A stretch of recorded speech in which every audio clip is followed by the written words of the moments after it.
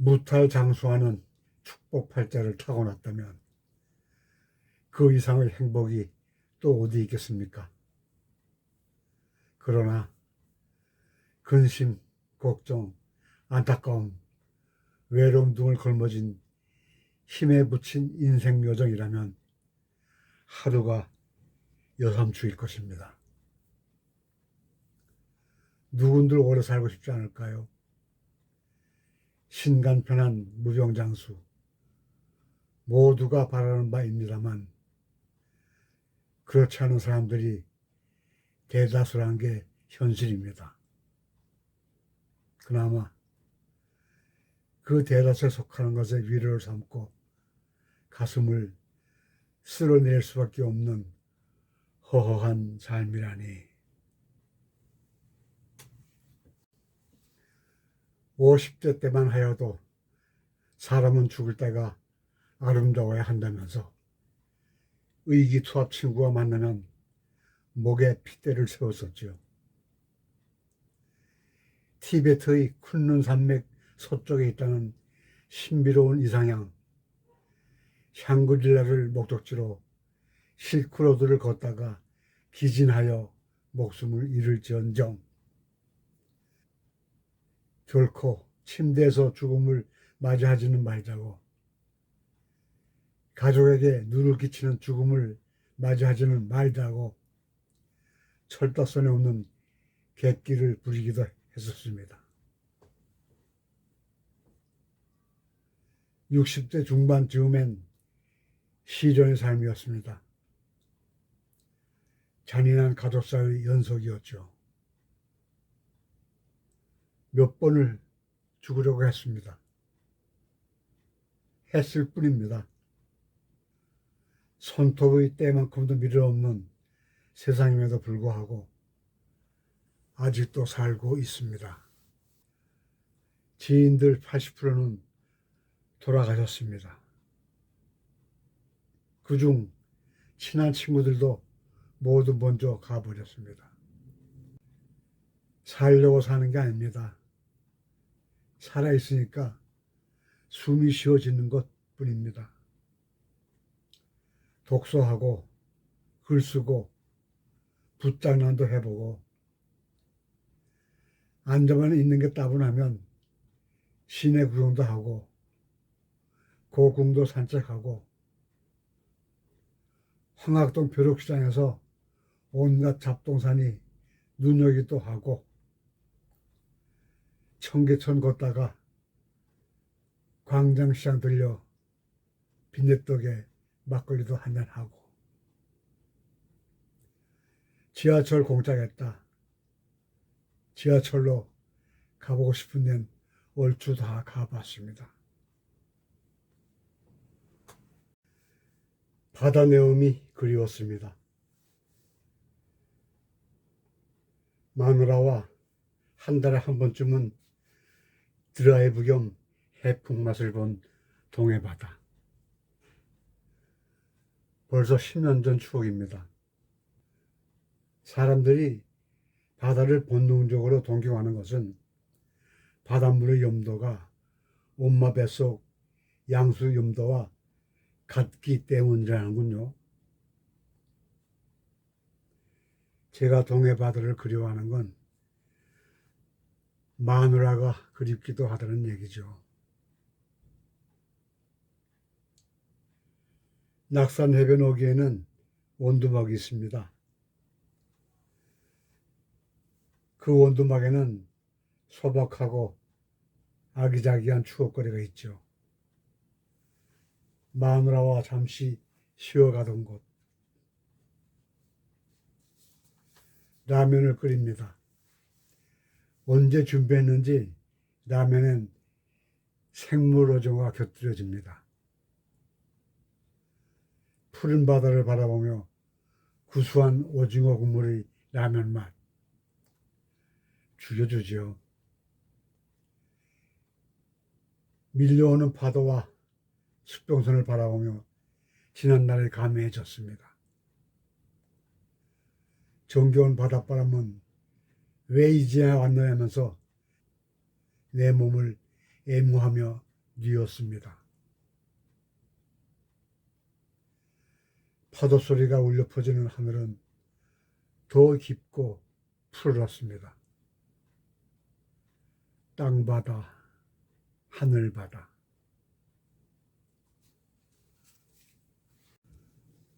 종족 속에서 바닷소리가 다시 살아나고 있었습니다. 잠깐 잠이 들었었나 봅니다. 가슴표 심호흡을 하고는 자리에서 일어났습니다. 그리고 미련을 떨치고 백사장을 벗어나는 도중 저 멀리 여인 모습이 눈에 확 띄었습니다.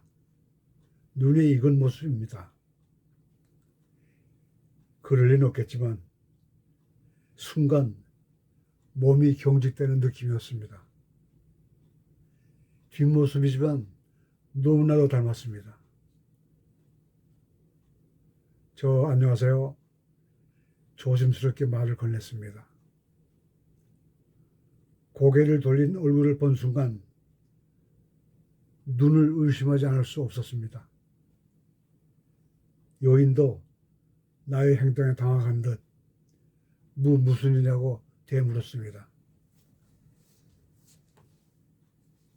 나는 제가 아는 사람인 줄 알고 그랬다면서 정중히 사과하고 그 자리를 모면했습니다.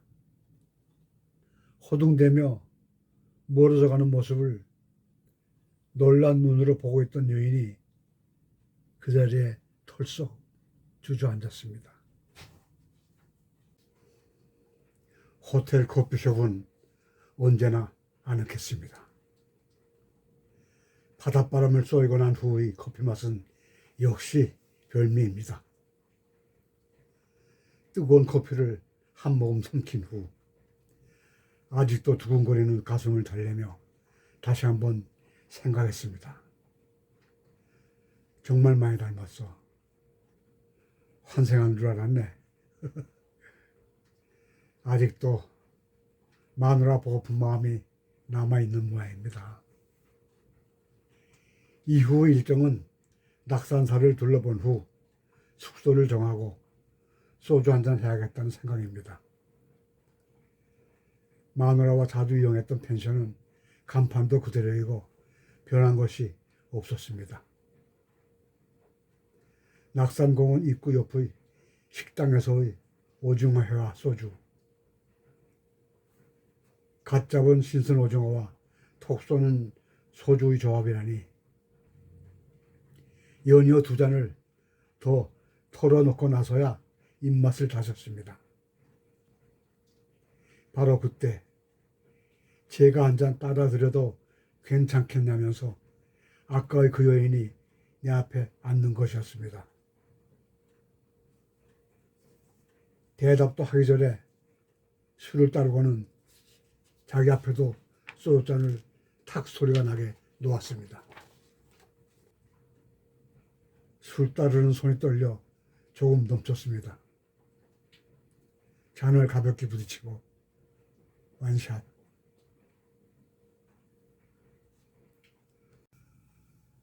소주 3병을 개는 감추듯 비웠습니다. 별 대화 없이 미소 띤 얼굴로 마시만 되던 얼굴이 불쾌해지며 취기가 올랐습니다. 그리고는 나를 빤히 쳐다보더니 말했습니다. 당신 맞지? 여인의 눈에 그렁그렁하던 눈물이 주룩 흘러내리며 그토록 아픈 말을 토해냈습니다. 어디에서 뭐하다가 이제야 나타난 거예요. 울음 반, 말 반이었습니다. 세상에 이럴 수가. 여인의 말인즉슨 내가 10년 전에 먼저 간 자기 서방과 빼박았다는 겁니다. 내가 처음 말을 걸었을 때 그 자리에 서 있는 게 용하다 할 정도로 충격적이었다는 겁니다. 온몸에 소름이 돋았습니다. 나도 같은 심정이었다고 말했습니다.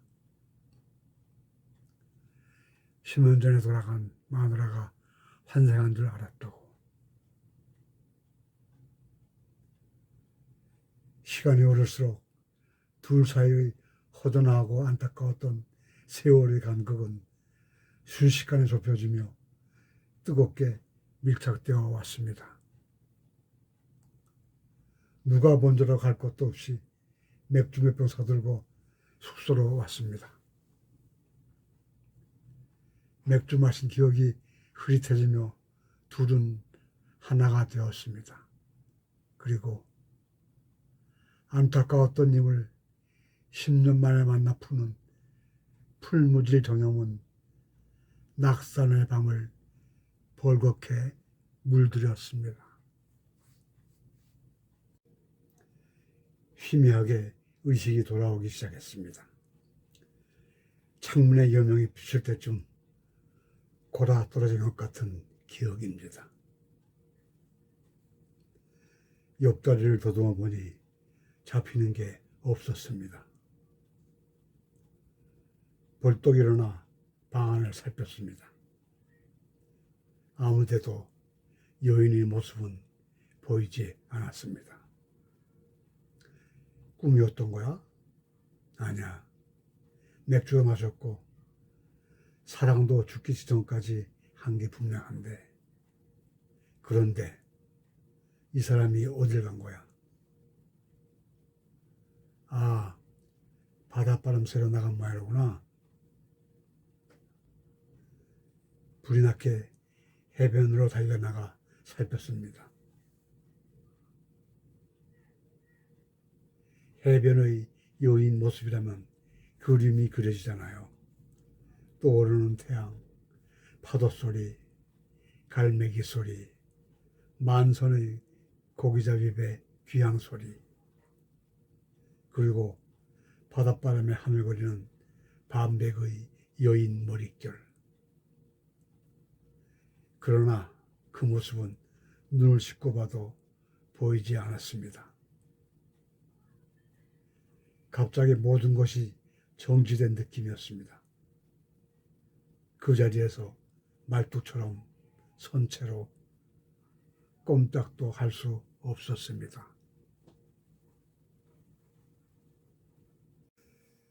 결국은 체념이었습니다. 아니, 체념을 하기엔 너무나도 아쉽고 미련이 남습니다. 꿈이었습니다. 꿈이었다고 단정 지으니 그나마 덜 허무한 것 같기도 했습니다. 그래, 꿈이 아니어서야 어떻게 그런 일이 생겼겠어. 이곳에 더 있다간 미쳐버리고야 말겠다는 두려움이 엄습해 왔습니다. 서울행 드라이브로 쓰린 가슴을 달래기로 했습니다.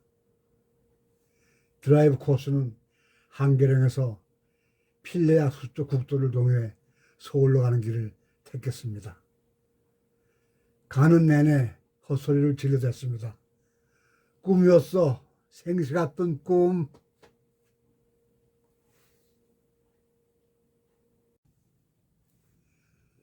서울의 일상 계획을 분주하고 타이트하게 짜놓고 나름 바쁜 척 몸을 혹사시켜 봤으나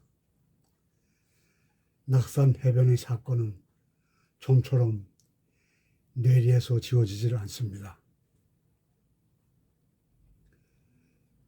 주변 지인들에게 하소연을 해보고도 싶었으나 믿을 놈 있을 것 같지도 않고 끙끙 앓는 결과는 죄 없는 소주병 비우는 일밖에 없었습니다. 세월이 약이 됐다고 한 보름쯤 지나니까 이력이 났는지 견뎌내고 있었습니다. 전화가 왔습니다. 모르는 전화번호라서 끊었습니다. 곧이어 메일이 왔습니다. 방금 전화는 낙산 추억이 보낸 전화이니 받아도 됩니다. 정신이 번쩍 났습니다. 낙산 추억. 전화벨이 울렸습니다. 숨이 턱 막혀와 언뜻 받을 수가 없었습니다. 여보세요. 아, 안녕하세요. 그 목소리였습니다. 그 여인의 맑고 밝은 음성이었습니다. 6시에 프라자 호텔 스카이 라운지에서 만나 뵙고 싶다는 겁니다. 아직 통성명도 하지 않지 않았느냐면서 말입니다. 버벅대면서 이따가 뵙겠다고 하고선 전화를 끊었습니다. 통성명? 하늘이 돈짝만하게 보였습니다. 가을 하늘이 유난히 푸르고 깊었습니다. 천지신명님, 감사합니다. 이튿날 60번 서울 양양 고속도로 위를 미끄러지듯 달리는 롤스로이스. 아침 햇살을 받은 환희의 여신상 엠블럼은 나를 뜻한 자세로 길 안내를 하고 있었습니다. 나를 뜻한 자세로. 낙산 해변아, 우리가 간다.